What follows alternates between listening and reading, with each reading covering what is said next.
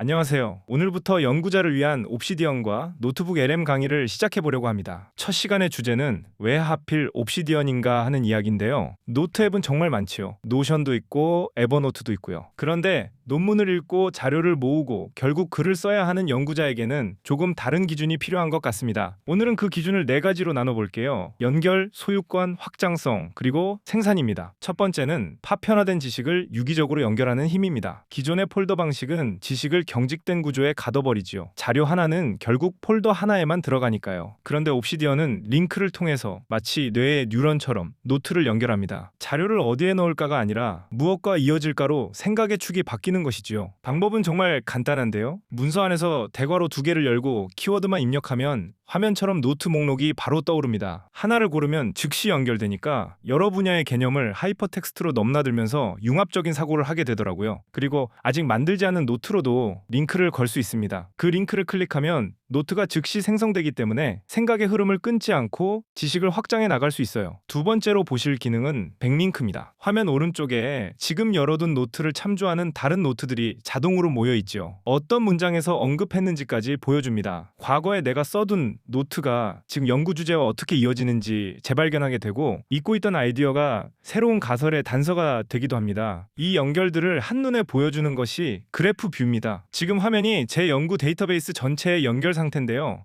이렇게 시각적인 네트워크 지도로 확인할 수 있습니다. 연결이 밀집된 허브 노드를 보면 내 핵심 연구 주제가 드러나고 혼자 떨어진 고립 노드를 보면 연구의 빈틈이 보이지요. 로컬 그래프 뷰는 현재 노트와 직접 연결된 것만 보여주기 때문에 특정 주제의 맥락을 집중해서 볼 때 유용하더라고요. 두 번째 기준은 데이터의 영속성과 완전한 소유권입니다. 연구자에게는 이게 가장 중요할 수도 있겠네요. 옵시디언은 연구 자료를 클라우드 서버가 아니라 내 컴퓨터의 하드 드라이브에 직접 저장합니다. 어떤 서비스에도 종속되지 않으니 갑작스러운 서비스 종료나 서버 오류로부터 자료를 지킬 수 있고요. 비행기 안이나 오지에서도 끊김없이 집필할 수 있고 파일을 옮기는 것만으로 다른 기기로의 이전이 완벽하게 자유롭습니다. 저장되는 형식도 보실 필요가 있는데요. 지금 보시는 건 옵시디언이 아니라 윈도우 파일 탐색기입니다. 그냥 폴더 안에 .md 파일이 쌓여있는 구조예요. 마크다운은 유니버설 문법이라 다른 어떤 텍스트 편집기에서도 즉시 열립니다. 50년 뒤에도 데이터에 접근할 수 있다는 뜻이죠. 모두 일반 텍스트이니 깃 같은 버전 관리로 변경 이력을 추적하고 복원할 수도 있고요. 용량도 가벼워서 수만 개의 논문 노트를 저장해도 속도 저하가 거의 없습니다. 보안과 프라이버시 이야기도 빼놓을 수 없겠네요. 민감한 연구 데이터나 아직 발표하지 않은 아이디어를 제3의 서버에 올리지 않고 직접 관리하게 됩니다. 기업의 데이터 수집이나 AI 학습 데이터로 내 연구 내용이 무단 활용되는 것을 원천 차단할 수 있어요. 필요할 때만 암호화된 클라우드나 개인 낫으로 동기화하면 되고 정책 변경이나 유출 사고로부터도 자유로워집니다. 세 번째 기준은 학술 연구에 최적화된 확장성과 생태계입니다. 옵시디언에는 커뮤니티 플러그인이 6,000개가 넘게 공개되어 있어서 원하는 기능을 마음껏 추가할 수 있는데요. 그래서 단순한 메모 앱을 넘어 연구 대시보드로도 발표 슬라이드 쇼로도 프로젝트 관리 시스템으로도 커스터마이징이 가능하지요. 활발한 오픈소스 커뮤니티 덕분에 플러그인이 계속 업데이트되고 새로운 기능도 빠르게 추가되더라고요. 이공계 연구자분들께는 이 기능이 특히 반가우실 것 같습니다. 옵시디언은 라텍스 수식 문법, 그러니까 매스엑스를 기본적으로 지원합니다. 화면처럼 문장 중간에 그리스 문자를 섞어 쓸 수도 있고 아래쪽에는 시그마와 적분이 들어간 블록 수식도 보이실 텐데요. 복잡한 수식을 노트 안에서 깔끔하게 렌더링하니까 연구 노트의 가독성이 확실히 올라가더라고요. 도표도 마찬가지입니다. 별도의 그리기 도구 없이 텍스트 코드만으로 순서도와 시퀀스 다이어그램, 간트 차트까지 그릴 수 있어요. 머메이드라는 문법인데요. 이 파이 차트도 제가 그린 게 아니라 항목과 숫자만 텍스트로 적어준 결과입니다. 숫자를 고치면 그림이 바로 따라 바뀌지요. 아이디어와 시각화를 한 문서에서 관리하니까 사고의 흐름이 끊기지 않는다는 점도 큰 장점입니다. 확장성 이야기의 마지막은 데이터뷰 플러그인입니다. 노트에 부여해둔 메타데이터, 그러니까 날짜나 태그, 저자 같은 정보를 쿼리문으로 조회해 동적인 표를 만들어줍니다. 화면에 읽어야 할 논문 목록은 제가 적은 표가 아니에요.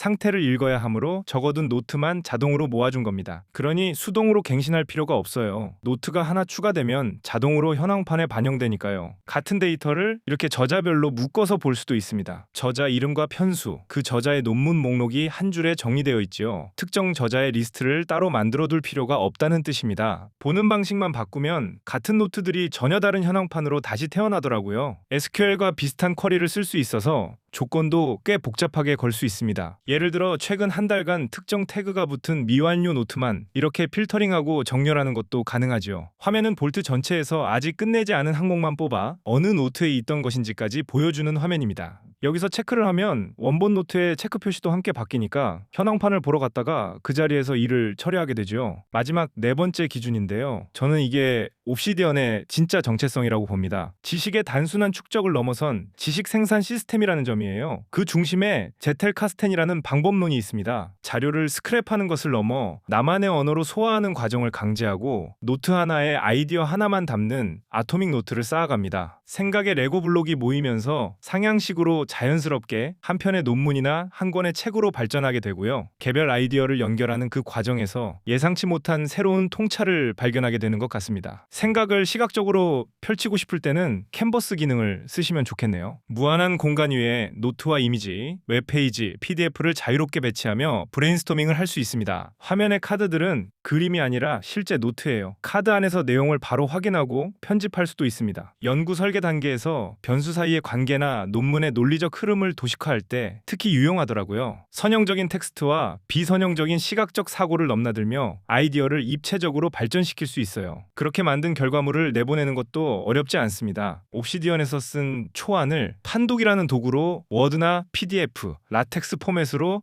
즉시 변환할 수 있고요. 옵시디언 퍼블리시를 쓰면 별도의 웹 개발 없이 연구 노트를 그대로 웹에 배포할 수도 있습니다. 사이테이션즈 플러그인으로 조테로 같은 서지 관리 도구와 연동하면 노트를 쓰는 단계에서부터 인용을 관리하고 참고 문헌을 자동 생성할 수 있어요. 자, 오늘 이야기를 네 가지로 정리해 볼게요. 첫째, 양방향 링크와 백링크, 그래프 뷰로 파편화된 지식을 유기적으로 연결한다. 둘째, 내 컴퓨터에 마크다운 텍스트로 저장해서 데이터를 완전히 소유한다. 셋째, 플러그인과 라텍스, 데이터뷰로 연구 환경을 자유롭게 확장한다. 넷째, 제텔카스텐과 캔버스로 축적해서 멈추지 않고 생산까지 이어간다. 다음 시간에는 옵시디언을 직접 설치하고 볼트를 만들어 초기 세팅까지 맞춰보겠습니다. 다음 시간에 또 만나요.